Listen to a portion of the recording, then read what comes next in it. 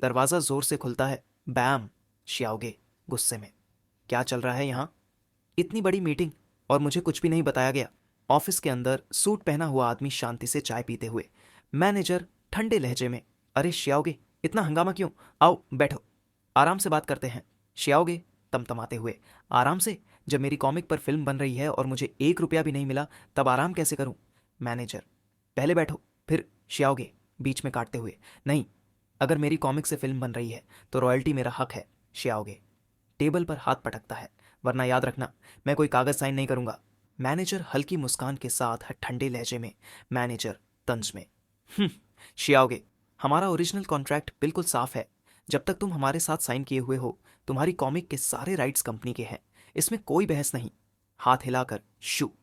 शियाओगे का शरीर कांप रहा है, आंखों में गुस्सा और बेबसी। शियाओगे मन में, मुझे पता था ये लोग इसी कॉन्ट्रैक्ट के पीछे छिपेंगे और मुझसे सब कुछ छीन लेंगे।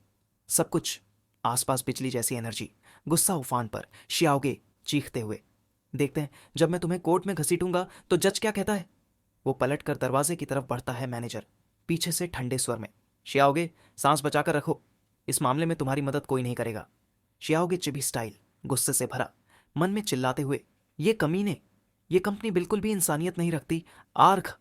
शियाओगे कदम रुकते हैं, धीमे टूटे स्वर में, बड़ी बड़ी बातें तो कर दी, लेकिन सच्चाई ये है कि मेरी सारी सेविंग्स लगभग खत्म हो चुकी है। अगर वकील भी ढूंढ लिया तो केस खत्म होने तक सिर्फ इंस्टेंट नूडल्स ही खाने पड़ेंगे। आंखों में थकान, माथे पर पसीना। शियाओगे की नजर एक पोस्टर पर पड़ती है। Breaking news poster. Silverfish studio ने शियाओगे फांग की लेटेस्ट हिट के फिल्म राइट्स नवंबर फिल्म्स को बेच दिए हैं। शियाओगे की आंखें फैल जाती हैं। वो दांत भींचते हुए पूरी ताकत से चिल्लाता है, तुम लोग हरामजादे, चाहे मुझे कितना भी रेमन खाना पड़े, मैं तुम्हें छोड़ूंगा नहीं, इसका बदला लेकर रहूंगा। वो लो फॉर्म में जाता है। वहां रिसेप्शन पर बैठी महिला, विनम्र लेकिन मजबूर। लॉयर, मुझे बहुत अफसोस है सर, लेकिन सिल्वरफिश स्टूडियो के खिलाफ कोई केस बनता ही नहीं है। शियाओगे हैरानी और गुस्से में, क्या? कॉन्ट्रैक्ट ब्रेच, अनफेयर और शिकारी शर्तें? कागज आगे बढ़ाया जाता है। लॉयर कहती हैं, सब कुछ लिखा हुआ है, आपके पास कोई राइट नहीं बचता, मुकदमा करने का कोई आधार नहीं है, और ऊपर से सिल्वरफिश के पास मोकनियान जैसा मशहूर वकील है। शियाओगे सन्न होकर, मोकनियान, वो तो एक भी केस नहीं हारा है। आंखें चौड़ी, दिल बैठ जाता है।